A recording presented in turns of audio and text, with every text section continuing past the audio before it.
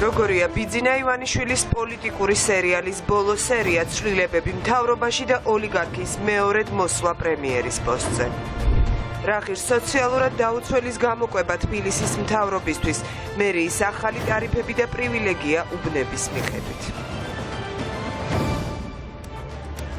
მოგესალმებით, ეს არის მთავარი 12 საათზე, მე თამარ ბაღაშვილი ვარ.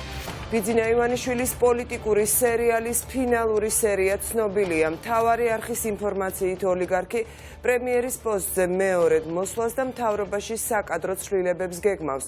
ამ გეგმის მიხედვით გიორგი გახარიას ისევ ბიძინა ივანიშვილის შეცვლის და მასთან ერთად მეორედ მობრუნდება მთავრობაში კიდევ ერთი ყოფილი პრემიერი მამუკა ბახტაძე, რომელიც სავარაუდოდ საგარეო საქმეთა მინისტრის დავით ზალკალიანის პოსტს დაიკავებს. სამოქალაქო შერიგების საკითხებში სახელმწიფო მინისტრის პოსტზე კი ქეთევან ციხელაშვილის ნაცვლად ინიშნება საქართველოს ელჩი შეერთებულ შტატებში დავით ბაქრაძე. ამერიკაში დიპლომატიურ საქმიანობას დავით ზალკალიანი განაგრძობს. სავარაუდოდ პოსტის გარეშე დარჩება ქართული ოცნების ყველაზე ძველი და უცვლელი მინისტრი თეა წულუკიანი. მის ადგილს მთავრობაში კახა კახიშვილი დაიკავებს. სამთავრობო ცვლილებების შესახებ უფრო მეტი იცის ჩვენმა ჟურნალისტმა ნინო სამყურაშვილმა, რომელიც ახლა პირდაპირ ეთერში შემოგვიერთდება.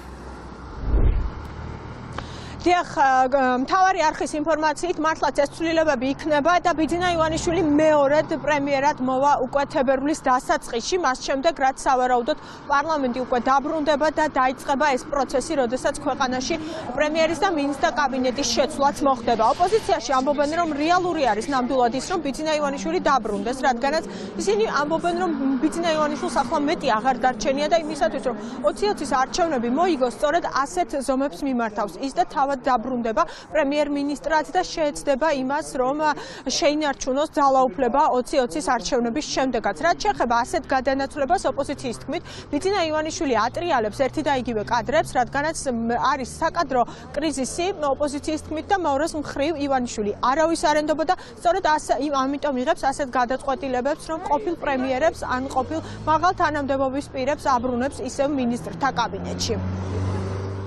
ეს ყველაფერი არის გამოწვეული შიშის პირველ რიგში, ივანიშვილს აქვს სწორი შეგრძნება, მოდი პირდაპირ ვთქვათ, რომ ის კარგავს ხელისუფლებას, ის დაკარგა ელექტორალური მხარდაჭერა და დაკარგავს ხელისუფლებას და ის ცდილობს თვითონ თავისი ტყავი გადაირჩინოს. ეს არის მისი ერთადერთი ამოცანა.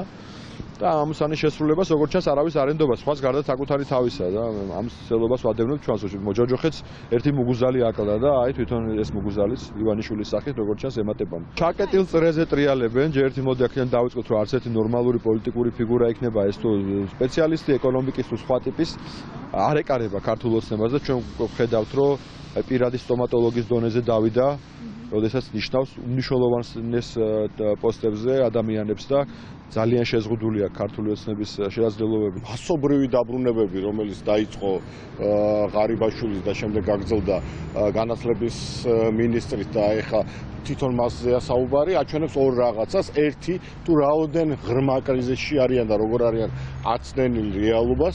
მეორე, როგორი ღრმა საკადრო კრიზისი აქვს, იმიტომ რომ არავის არ ენდობა ერთი მხრივ და მეორე მხრივ არავინ არ თანხმდება უკვე ჩაძირულ ხომალდზე დაჯდეს. ეს ცვლილებები რეალურად სიტუაციას ვერ შეცვლის. თუ ბიძინა ივანიშვილი დაბრუნდება, ეს უფრო კარგი იქნება, იმიტომ რომ აიღებს პასუხისმგებლობას ბოლოს და ბოლოს იმაზე, რაც ხდება ქვეყანაში. თუ არ დაბრუნდება, ესეც არაა პრობლემა. კიდევ ერთხელ ვიმეორებ, ეს აჩვენებს თუ როგორ სწრაფად იძირება ბიძინა ივანიშვილის ხომალდი და უბრალოდ ეს ყველაფერი გაფორმდება არჩევნების გზით, იქნება ეს 2020-ის შემოდგომაზე თუ უფრო ადრე. გიორგი გახარია, რომ აღარ იქნება პრემიერ-მინისტრი, ეს ყველაფერი არის ბუნებრივი, ამბობდნენ დღეს ოპოზიციაში, რადგანაც მათი თქმით გიორგი გახარია დღეს ყველაზე ოდიოზური და არაპოპულარული ფიგურა არის და ბიძინა ივანიშვილი ამ ყველაფერს ხვდება ოპოზიციის თქმით და სწორედ ამიტომაც იშორებს 2020 წლის საპარლამენტო არჩევნების წინ, რადგანაც ეს არის საეტაპო და გადამწყვეტი არჩევნები, ამბობდნენ დღეს ოპოზიციაში და გიორგი გახარია თუ გახდება დაზვერვის ხელმძღვანელი, ეს ყველაფერი არ იქნება გასაკვირიო, ასეთი არის ოპოზიციის განცხადებები თუ ბიძინა ივანიშვილი მიიღებს გადაწყვეტილებას და როგორც ჩვენი ინფორმაციით ნამდვილად მას მიღებული აქვს ასეთი გადაწყვეტილება და პრემიერი გახდება, სავარაუდოდ ეს ყველაფერი მოხდება თებერვალში, მას შემდეგ რაც პარლამენტი უკვე დაბრუნდება არდადაგებიდან და დაიწყებს მუშაობას და გაიხსნება საგაზაფხულო სესია, სწორედ სავარაუდოდ პირველივე კვირაში მოხდება ბიძინა ივანიშვილის მინისტრთა კაბინეტის წარდგენა და დაახლოებით ამ ყველაფერს დაჭირდება ერთი კვირა იმისათვის, რომ ბიძინა ივანიშვილი მეორედ მოვიდეს პრემიერ-მინისტრად. მადლობა. დაგეგმილი საკადრო ცვლილებების შესახებ ნინო სამყურაშვილი საუბრობდა პირდაპირ ეთერში. 1 ლარი და 29 თეთრი მერიამ სოციალურად დაუცველებისთვის ახალი ტარიფები დაადგინა. სწორედ ეს თანხა უნდა ეყოთ საკვება დღეში სოციალურად დაუცველებს და ამ გათვლებით მენიუში ხორცი ყველაზე კარგ შემთხვევაში კვირაში მხოლოდ ერთხელ მოხდება. მუნიციპალიტეტის გადაწყვეტილებით სოციალურად დაუცველი მოსახლეობისთვის განსხვავებული ტარიფები იმოქმედებს თბილისის სხვადასხვა უბანში. ოპოზიცია ამბობს, რომ მერიამ ხალხი შიმშილისთვის გაწირა. საკრებულოს უმრავლესობას კი მთავარი არხის შეკითხვებზე პასუხის გაცემა ისევ არ სურს. თამთა დოლენჯაშვილი გვერდდება ახლა თემის დეტალებით პირდაპირ ეთერში. თამთა, როგორია ის თანხა, რომელიც სოციალურად დაუცველებს უნდა ეყოთ საკვებად და რა საცხადებენ ოპოზიციის და უმრავლესობის წარმომადგენლები? დედაქალაქის მუნიციპალიტეტში უმრავლეს გამგეობებში სწორედ დედაქალაქის მერიამ დაადგინა ეს ტარიფი და განსაზღვრა 1 ლარით და 29 თეთრით. თუმცა მე ახლა ხელში მიჭირავს ხელშეკრულება სახელმწიფო შესყიდვების შესახებ, სადაც შავი თეთრზე წერია, რომ სწორედ სამგორის გამგეობაში 1 ლარი და 16 თეთრი არის ერთი ადამიანის ულუფისათვის დღის განმავლობაში გამოყოფილი. რატომ არის ესეთი განსხვავება გამგეობებს შორის? ჩვენთვის არის ჯერჯერობით აბსოლუტურად უცნობი, რადგან უმრავლესობის წარმომადგენლები სწორედ ამ თემაზე ჩვენ სამწუხაროდ არ გვეწერებიან. რაც შეეხება სწორედ სამგორის რაიონში ერთ-ერთ უფასო სასადილოს, სადაც დილიდან უკვე გაიცემა ყოველდღიური ულუფა, აქ ჩვენ ჩავწერეთ რასაკვირველია მოქალაქეები სოციალურად დაუცველები. ისინი ამბობენ, რომ იმყოფებიან შიმშილის ზღვარზე. არ ვიცნობ ჩემი ის ვინ არის პარლამენტში, როცა რამე უნდა მაშინ მოდიან, ხო? აბა გადენოთ და ახლა მოვიდეთ. ეთქო ხალხი არ არიან, ვაფშე ვინ არიან, მე არავინ პარტია არა ვარ, მაგრამ მართალი, გადაჭამეს ყველაფერი, მოვიდენ და მომკლავ. მე არ მესინია, რომ მოვკვდები, მესინია, რომ საკალებთან მაქვს საქმე, ეს ვინ არიან ვაფშე, ადამიანები ვართ, ჩვენ ხო გვინდასო თქვა, ყველაზე ბევრი თავზე საკრავად დაგდა, ჩვენ კიდე კაპიკები არ გვაქვს. როგორ ვიქნებით ახლა მცხოვრებაში წარმოიდგინე. საკმარისია თუ არა ეს 80 თეთრი? რა თქმა უნდა, არ არის, როგორ არის საკმარისი. შავარდნაძე თორმა თქვა 7 ლარი კარგ იმას ეყოფაო ისე 80 თეთრი რას გვეყოფა. მიუხედავად იმისა, რომ ყველაფერს ემატება. ყოველდღიურად მიმოხშული და ძალიან კმაყოფილი ვარ. ოჯახის რამდენი წევრი ხართ სახში? 5-ში. და არ ყოფით რა თქმა უნდა. რა თქმა უნდა, არაშვილი. რა ვქნათ. ხორცი რამდენჯერ გაქვს კვირაში? ხორცი აქედან რომ მეგვაქვს ისა გვაქვს შვილი დარჩენი ხორცი ახლა. გადაგ მე ხორცი მივიდი პიაშეთლე. სადა აქედან რაც მეგვაქვს სოსისები და ხორცი. აი მას ვაჭმობთ. სამი ბავშვი ვყავს ცირე. საკრებულოს ოპოზიციამ დაითვალა და დაადგინა, რომ სწორედ ეს ლარი და 29 არ არის გამოყოფილი სწორედ ერთი ულუფისათვის, სოციალურად დაუცველი ადამიანისათვის, არამედ საუბარი გვაქვს დაახლოებით 80 თეთრზე. რადგან ეს ლარი და 29 გადანაწილებული არის როგორც დისტრიბუციაზე, ასევე იჯარის თანხაზე, მომსახურე პერსონალის ხელფასებზე და ასევე კომუნალური გადასახადების გადახდაზე. ზოგადად კი საკრებულოს ოპოზიცია განმარტავს, რომ ეს მიზერული თანხა, რა თქმა უნდა, არ არის საკმარისი ადამიანის გამოსაკვებად. ლარი და 29 შედის მათ შორის გადასახადი, რაც გულისხმობს იმას, რომ მინიმუმ 20 თეთრი მოაკლდება ამას. შემდეგ ამ გადასახადში შედის ქირის ფული, რომელიც კომპანიამ უნდა გადაიხადოს. ამ გადასახადში შედის კონკრეტული ადამიანების ანაზღაურება, ამ გადასახადში შედის კომუნალური გადასახადები და თუ ჩვენ ამ ყველაფერს გამოვაკლებთ, საბოლოო ჯამში მივვალთ იქამდე, რომ ლარი და 29 კი არ არის გამოყოფილი საკვებად, არამედ რეალურად მაქსიმუმ 70-80 თეთრი. ახლა კალაძეს და დედაქალაქის მთავრობას დაусმევ შეკითხვას, რამდენად ეყოფათ მათ ან მათი ოჯახის წევრებს იმსახურებს ყოველდღიურად 70 თეთრის ან 80 თეთრის საკვები. არის იმდენად მდარე ხარისხის, იმდენად ცუდი ხარისხის საკვები, რომ მოსახლეობის დიდ ნაწილს არ მიაქვს ეს საკვები, რჩება და იყო შემთხვევები, რომ ვიღაც ესე შეთანხმებული არიან მოქალაქეებთან, ვისაც ფერმები აქვს და ასე შემდგომ და შემდგომ ხდება ამ საკვების გადაღვრა. ფაქტიურად ეს 18 მილიონი არარაციონალურად იხარჯება. მიდის ესე ვთქვათ, ძალიან ცუდად ნათქვამია საკვებზე რო ესე ვთქვათ, მაგრამ ფაქტიურად ნაგავში მიდის ეს 18 მილიონი, გარდა იმ დღისა, როდესაც ხორცი არის. ქალაქთვლის მერიის მხრიდან ეს ადამიანები არიან განწირულები და უბრალოდ ეს არის უპასუხისმგებლო დამოკიდებული ქალაქთვლის მერიდან და ჩვენ მოუწოდეთ მათ, რომ გულთან მიიტანონ ესეთი გაჭირებული ადამიანების მდგომარეობა და რა თქმა უნდა განხორციელდეს კონკრეტული თანხების გამოთავისუფლება და ეს თანხები უნდა მიემართოს და ადამიანები, რომლებიც უბრალოდ ამ თანხის მიმართებაშიც ვერ ახორციელებენ სარგებლობას და ჩვენ ძალიან ბევრი ადამიანების, რომლებიც არიან მოლონდილთა რეჟიმში, არიან დამატებით ციებში და ფაქტობრივად ქართულმა ოცნებამ და ქალაქთვლის მერიამ ეს ადამიანები გაწირა შიმშილისთვის. უნდა კითხოთ სოციალურად დაუცველების შესახებ. ლარი და 39 არის სოციალურ სასადილოებში გამოყოფილი ამ ადამიანებისათვის. ოპოზიციამ დაითხოვა და თქვა, რომ ამ ადამიანებს კვებაზე 80 თეთრი იწვევთ. საკმარისი არის ეს თქვენი აზრი? შემოკარგო, ხო გითხარით, განცხადებებს ერთად სხვაში კოლეგებთან ერთად გავაკეთე. 80 თეთრი საკმარისია ყოველთვის. არა, უხერხული არ არის მართლა ადამიანები კვირაში ერთხელ აქვთ ამ ადამიანებს შესაძლებლობა რომ თუნდაც ხორცით გამოიკვებონ. ხშირ შემთხვევაში ამის საშუალებაც არ აქვთ. ასევე ვით საკვები საიდან ხვდება ამ სასადილოში? მაშინ როცა რუსთავში არის ლარი და 80. ხო გითხარით რომ კომენტარს ავაკეთებთ ყველა კითხვაზე სხვა ტელევიზიებთან ერთად. ბატონო გერგო, 18 მილიონი ლარის გადანაწილება სხვანაირად არ შეიძლება? არ უნდა ვკითხოთ, ეხლა მაინც იგივე პასუხს გაგცემ. დიახ, როგორც ჩვენმა მაყურებელმა მოისმინა, სწორედ ბოლო კომენტარი ეს იყო საკრებულოს თავმჯდომარის ბატონი გიორგი ტყემალაძის, რომელმაც ამ საკითხებთან დაკავშირებით ჩვენთან საუბარი საერთოდ არ ისურვა. თბილისთან ძალიან ახლოს ქალაქ რუსთავში ერთი ბენეფიციარის გამოსაკვებად რუსთავის მერიამ დაადგინა ტარიფი და ეს არის 1 ლარი და 85 თეთრი, მაშინ როდესაც დედაქალაქში ეს თანხა შეადგენს 1 ლარსა და 29 თეთრს, ხშირ შემთხვევებშიც კი ლარი და 16 თეთრზე გვაქვს აქ საუბარი. საერთოდ ჯამში დედაქალაქის მუნიციპალიტეტმა წლიურად განსაზღვრა 18 მილიონი ლარი იმისათვის, რომ გამოკვებოს 40,000-მდე ბენეფიციარი, გეტყვით იმასაც, რომ აქვე შედის ასევე სააღდგომო და საახალწლო ნობათიც. მადლობა, თამთა დოლენჯაშვილი საუბრობდა პირდაპირ ეთერში და ხმაურია ამ წუთებში პროკურატურის შენობასთან, სადაც სამართალდამცველებმა სამოქალაქო აქტივისტები ზვიად კუპრავა და ლაშა ცუცქირიძე დააკავეს. აქტივისტებმა ირაკლის შოთაძის გენერალურ პროკურორად მოსალოდნელი დაბრუნება გააპროტესტეს და სიმბოლურად უწყებასთან ბოტასებით მივიდნენ.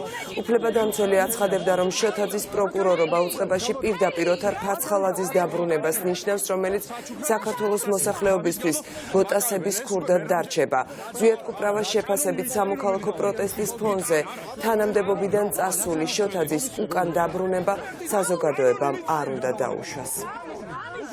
საზოგადოება არ დაუშვებს შოთაძის უკან მობრუნებას, ჩვენ ყველაფერს გავაკეთებთ იმისათვის, რომ შოთაძემ ხელისუფლებამ შოთაძის უკან მობრუნებით თუ მაინც და მაინც მოაბრუნებენ, გადაიხადოს ძალიან ძვირი ფასი. ვაპირებთ, რომ საჩუქრად გადავცეთ ბატონ შოთაძე ფარცხალაძეს გადაუყაროთ.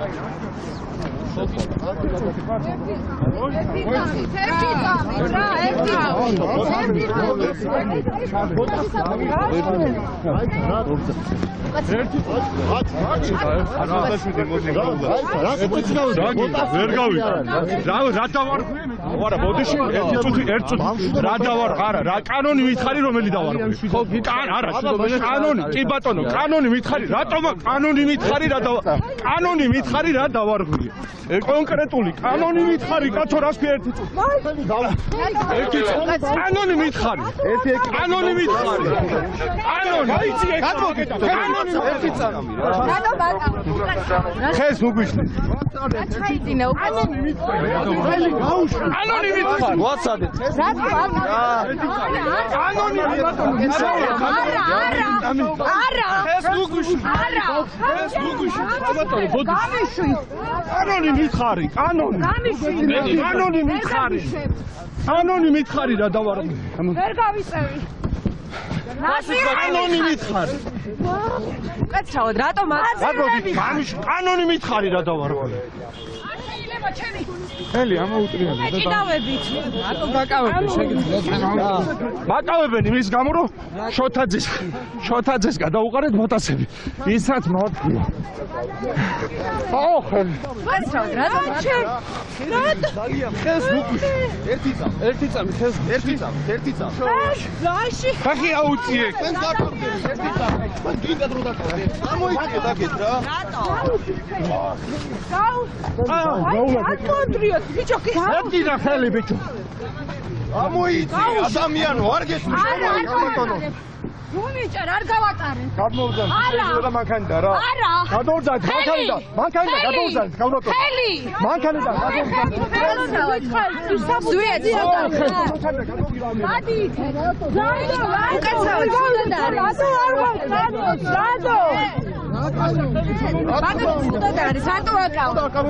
ხელი ამოუტრიალე რა სამამეს განვარტება ხო გაკეთდება რატო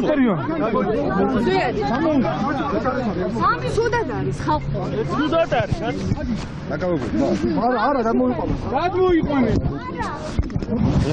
რა ერთი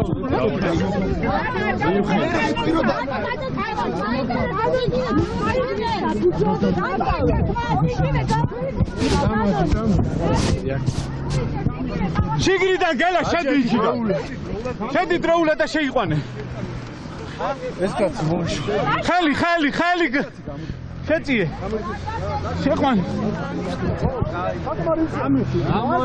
გამოეცალე ელა კარი რა დავარღვიე მითხარით რომ აკავებთ კანონი და მუხლი შოთაძეს მოტაცე ამის გამო მაკავებენ ეს უკვე მერამდენე უკანონო დაკავება 9 თვე ხო უკანონოდ გამატარებია ციხეში ნაძირალა შოთაძე ჩავდნენ ამისი ხელი ამისი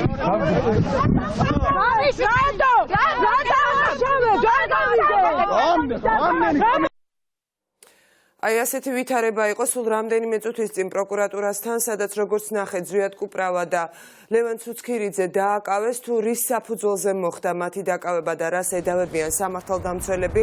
ამას შესახებ ჩვენ მოგვიანებით მოგიყვებით. საპროკურორო საბჭოსთვის კი გენერალური პროკურორის კანდიდატურის წარდგენის ვადა ამოწურულია. გენერალური პროკურორობა ირაკლი შოთაძის გარდა კიდევ 16 კანდიდატს სურს. ამ კანდიდატებიდან საპროკურორო საბჭომ მინიმუმ 3 უნდა შეარჩიოს. პარლამენტს კი დასამტკიცებლად ის კანდიდატურა წარადგინება, რომელიც საბჭოს შემადგენლობიდან ყველაზე მეტ ხმას მიიღებს.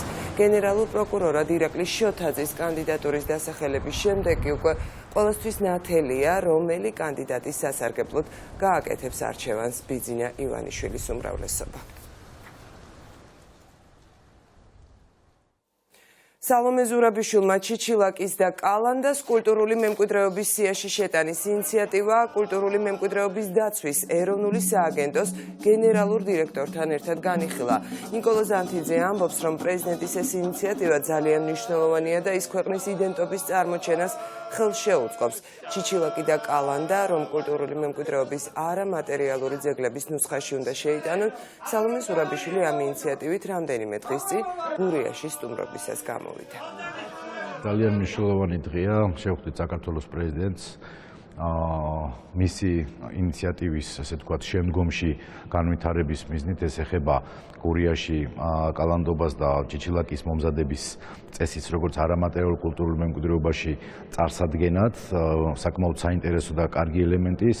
დეტალებში გავიარეთ საკითხი, თუ როგორ უნდა მომზადდეს და ჩვენ უკვე დავიწყეთ ამ საჯარო განცხადების შემდგომ ამაზე ზრუნვა და ძალიან კარგი ინიციატივაა ჩვენი იდენტობის კიდევ ერთხელ წარმოსაჩენად. ასევე დღეს ჰქონდა ზოგადად, ასე ვთქვათ, წლევანდელ წელზე დაგეგმილი სამუშაოების პროცესი გავაცანით, თუ რა იგეგმება. მუქარის ბრალდებით შინაგან საქმეთა სამინისტრომ წარსულში მრავალჯერ ნასამართლევი და პირობითი მსჯავრის ქვეშ მყოფი პირი დააკავა. გამოძიების ინფორმაციით ბრალდებული დროებითი საცხოვრებლის შესაძლო ქირავნობის მიზნით ტელეფონით დაუკავშირდა თბილისში ერთ-ერთ ქუჩაზე მდებარე ბინის მეპატრონეს, რა დროსაც მას სიტყვიერი შეურაცხყოფა მიაყენა. ის ბინის მეპატრონეს გაეცნო როგორც პოლიციის თანამშრომელი ლევან მაისურაძე და სწორედ მისი სახელი დაემუქრა.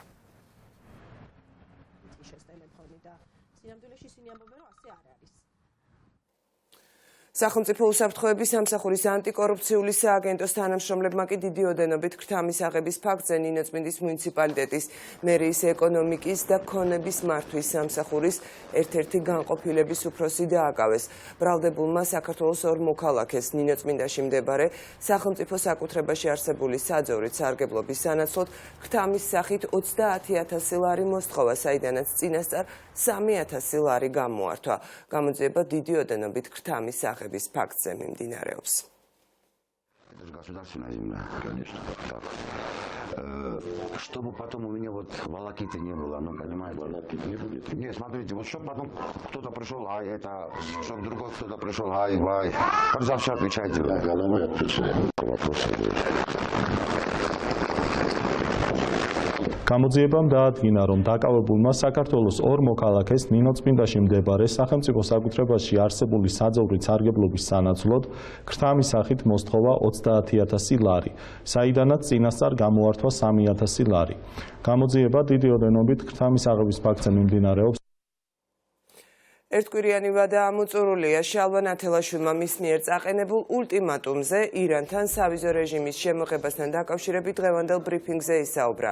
ლეიბორისტული პარტიის ლიდერი ხელისუფლებას ირანულ კავშირებზე და იმ საფრთხეებზე მიუთითებს, რაც ირანთან სავიზო რეჟიმის შემოღების შემოუღებლობის შემთხვევაში შესაძლოა საქართველოში მოხდეს. ამოიწურა ერთკვირიანი ვადა მიცემული ხელისუფლებაზე, რათა შემოეღოთ სავიზო რეჟიმი ირანთან და ამით ჩვენი ქვეყანა გადაერჩინათ დემოგრაფიული კატასტროფისაგან, რომელიც მიმდინარეობს. მაგრამ სამწუხაროდ ბიძინა ივანიშვილმა ამ შემთხვევაშიც სამშობლოსა და პატრიოტიზმს არჩია მისი უდიდებულესობა მილიარდები.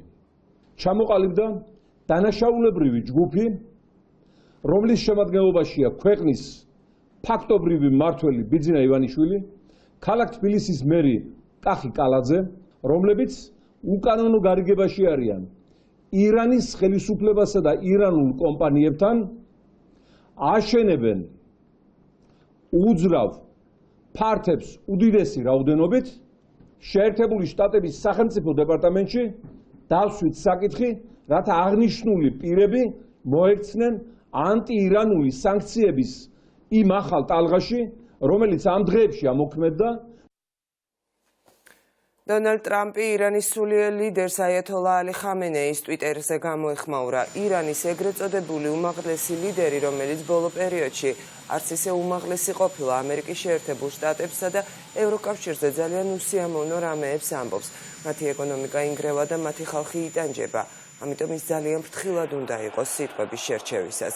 ჰუშეინ ხამენეი მოსახლეობისადმი მიმართვაში თქვა, რომ ირანის პასუხი გენერალ ყასემ სოლეიმანის ლიკვიდაციაზე შეერთებული შტატებისთვის სილის გაწვნა იყო და ამაში მათ ღმერთი დაეხმარა, რადგან სოლეიმანის ლიკვიდაცია ვაშინგტონის ტერორისტული ბუნება აჩვენა.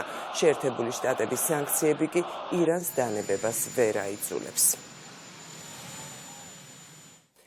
უკრაინის პრეზიდენტმა ვლადიმერ ზელენსკიმ არ დააკმაყოფილა ქვეყნის პრემიერ-მინისტრის ალექსი გონჩარუკის განცხადება გადადგომის შესახებ. პრეზიდენტის განცხადებით ახლა ქვეყანაში პოლიტიკური და ეკონომიკური რყევების დრო არ არის, თუმცა უკრაინის მთავრობაში საკადრო ცვლილებები არ გამორიცხა.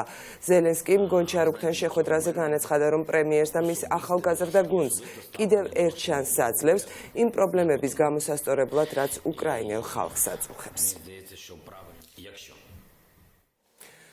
ხანძრის შემდეგ ავსტრალია ახლა წყალდიდობას ებრძვის. სამხრეთ უელსის და ვიქტორიას შტატებში ძლიერმა წვიმამ რამდენიმე ხიდი და საცხოვრებელი სახლი დაანგრია. პრობლემები შეექმნა ხანძარს გადარჩენილი ცხოველების თავშესაფარსაც. ადიდებულია მდინარეების უმეტესობა სამხრეთ უელსის შტატში, რამდენიმე დასახლებიდან მოსახლეობის ევაკუაციაც დაიწყო. სინოპტიკოსების განცხადებით კი უამინდობა კიდევ რამდენიმე დღის განმავლობაში გაგრძელდება. საფრანგეთში მოსახლეობის მწვავე პროტესტი გრძელდება. გვიან ღამით 100-მდე აქტივისტი თეატრში შეიჭრა, სადაც პრეზიდენტი ემანუელ მაკრონი ოჯახთან ერთად სპექტაკლს ესწრებოდა. დააკავეს რამდენიმე ადამიანი. ინციდენტის შედეგად არავინ დაშავებულა. ადგილზე პოლიცია და სპეცრაზმი იყო მობილიზებული. პრეზიდენტი მათ თეატრიდან გაიყვანეს. საფრანგეთის მოსახლეობა კი უკვე რამდენიმე თვეა მთავრობის საპენსიო რეფორმას აპროტესტებს. მომიტინგეები პრეზიდენტისგან ახალი საკანონმდებლო ცვლილებების უკან გაწევას მოითხოვენ. ამერიკის შეერთებულ შტატებში სროლას 4 ადამიანი ემსხვერპლა, ერთი კი მძიმედ დაშავდა. დაჭრილი ადგილობრივ კლინიკაში გადაიყვანეს, მისი მდგომარეობა მძიმეა. ინციდენტი იუტას შტატის ქალაქ გრანტვილში გვიან ღამით ერთ-ერთ საცხოვრებელ სახლში მოხდა. პოლიციის ინფორმაციით ბოროტმოქმედი მარტო იყო. სამართალდამცველებმა დამნაშავე შემთხვევის ადგილზევე დააკავეს. თავდასხმის მოტივი კი ჯერჯერობით უცნობია. და მთავარის დასრულების თანავე მთავარი არხის ეთერში უკვე ლიტერატურული სამკუთხედის დრო დგება. მივესალმები ჩვენს წამყვანებს. მოგესალმებით, თამარ. დღეს ლაშა საპატიო მიზეზის გამო გერმანიაშია და ამიტომ არ იქნება ჩვენთან ერთად. სამაგიეროდ ჩვენი რეზიდენტ სტუმარი დათო ტურაშვილი იქნება ჩვენთან ერთად და დათო თავისი წიგნებით მოვიდა, ამიტომ მასაც დაუთმობთ სიტყვა ცხადია. ძალიან კარგი საკითხავი შევადგინეთ დღეს, ასევე გვექნება თენგო გოგოტიშვილის სიუჟეტი, სადაც გავიგებთ, საიდან ჩდება ჩვენში სიტყვა დემოკრატია, როდის ფიქსირდება ის პირველად ჩვენს ფურცლებზე, ასე ვთქვათ, ასე რომ აუცილებლად გვიყურეთ, რამდენიმე წამში ეთერში ვართ. მადლობა ნენე, წარმატებას გისურვებთ და მიხარია დათოს დანახვა. მაშასე მთავარის დასრულების თანავე დაიწყება ლიტერატურული სამკუთხედი, ჩვენ კი პირდაპირ ეთერში ბრუნდებით 3-ზე დროებით.